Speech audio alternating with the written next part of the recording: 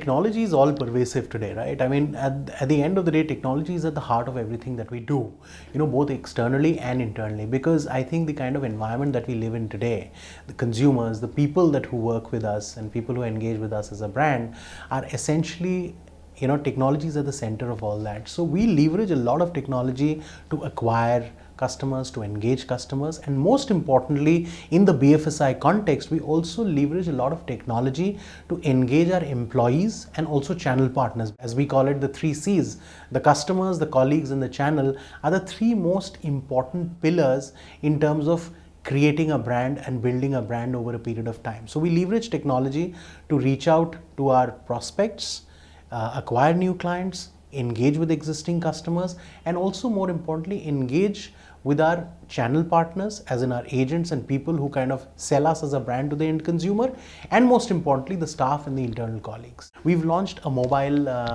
app for empowering our channel partners. Now that mobile app on their smartphones, and everybody today almost carries a smartphone, essentially empowers them to deliver better to the end consumer. So, if you're a consumer and you want to know what your premium is, rather than that guy trying to fish out some papers and trying to calculate it on the fly, simply refers to his or her mobile app, and that mobile app essentially throws a number back at you. Likewise, we use that mobile app as a platform and as a pipe to throw content at them, to push content at them, to keep empowering them from time to time to reach out and engage with the end consumer better.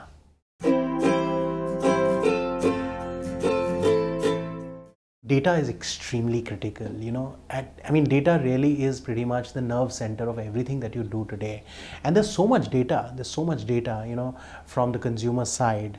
There's so much data that is available from your channel. There's so much feedback that is available across, through an omni-channel, because every brand today operates in an omni-channel environment.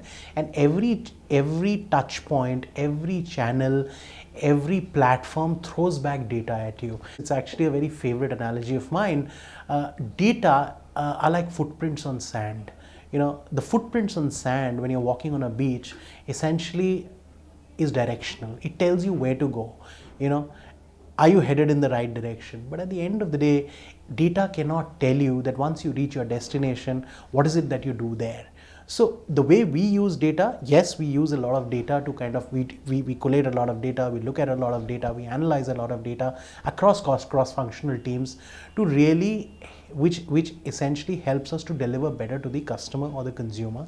But at the end of the day, as I said, the data is directional. Decision making is a function of many other things and not just data. As long as the data gives you what directional approach you want to take, it's fine. But I don't think you should be totally enslaved by data. In insurance, there is a lot of pattern available. There is a lot of health data, wellness data available. Of course, it's confidential, but that data helps our underwriting team, our retention team, and also our wellness team to construct relevant packages and offerings for the insurance customers.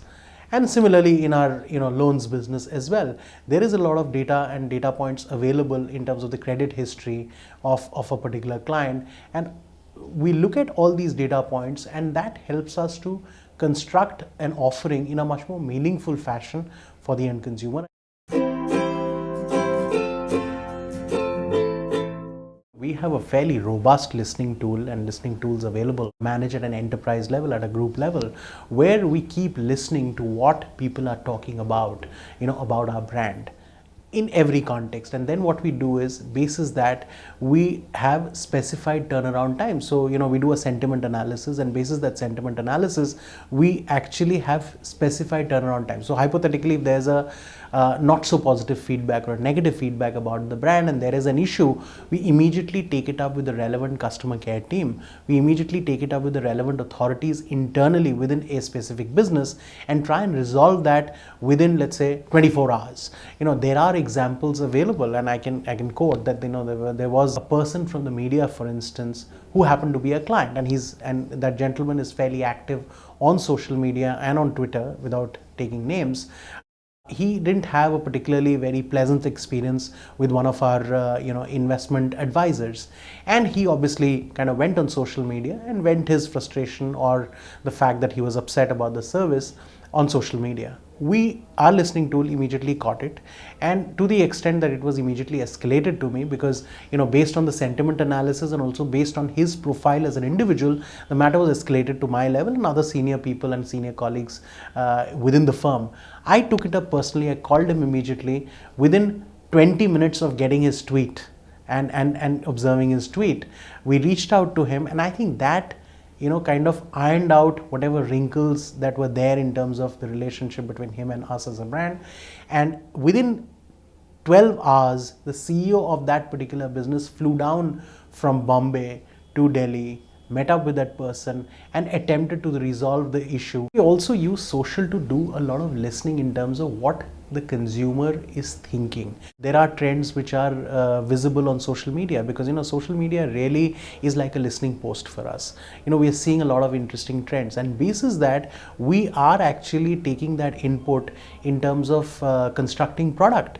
In fact, the other thing that we've started doing in our lending business, that we've also started using social media data and social data to put into our funnel for underwriting and writing risks when we are actually providing a loan to a customer. So if, let's say, you approach us for a loan, we not only look at your credit history, but also look at history from various other sources, including social media, which enables us to write that risk a little better. From our task perspective, we are looking at listening and incorporating that across the organization in terms of customer service, product formulation, marketing communication, looking to innovate and bringing to life new ideas in terms of taking them to the market, and also for underwriting and risk management.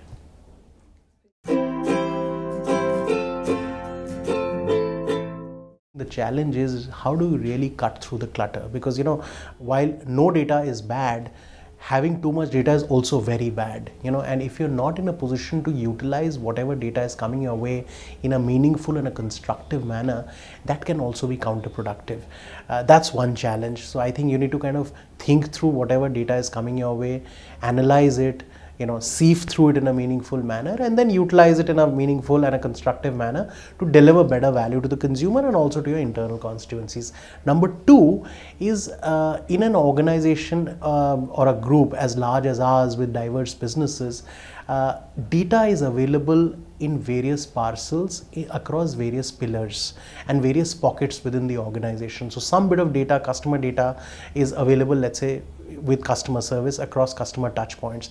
A lot of data is available with underwriting, let's say in the case of insurance, or risk management in the case of lending. And a lot of data is also available with the research team, the sales team, the marketing team. How do you really put all this together and construct this big picture which enables you to provide a more meaningful experience to the consumer? So I think the big challenge is that how will organizations be in a better position to really assimilate all of this data from different touch points and cohesively manage this data? Because ultimately, at the end of the day, you need an orchestrator within the firm or within an organization who can put this big picture together. So there are multiple custodians, multiple stakeholders to really work through all of this and orchestrate all of this in terms of creating the big picture and managing it more effectively is, I think, again, a big challenge. What we've done is actually put together, or trying to put together, a robust unified data warehouse, at a group level, at a central level, and then looking at that data and trying to analyze trends, trying to looking at touch points and trying to look at data points which can then be leveraged to seamlessly deliver one Religare experience to some of these clients.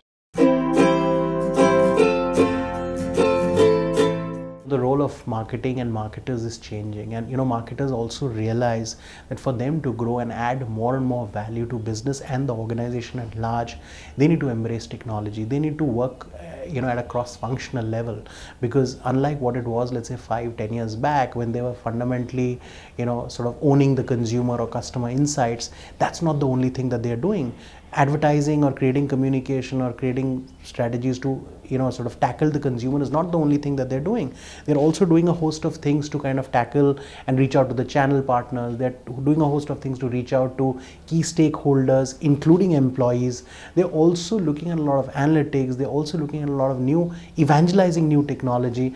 They're working seamlessly across business teams, technology teams, analytics teams, product creation, design, and of course stakeholders at a board level. So I think the role of marketing is changing. It's becoming more and more versatile.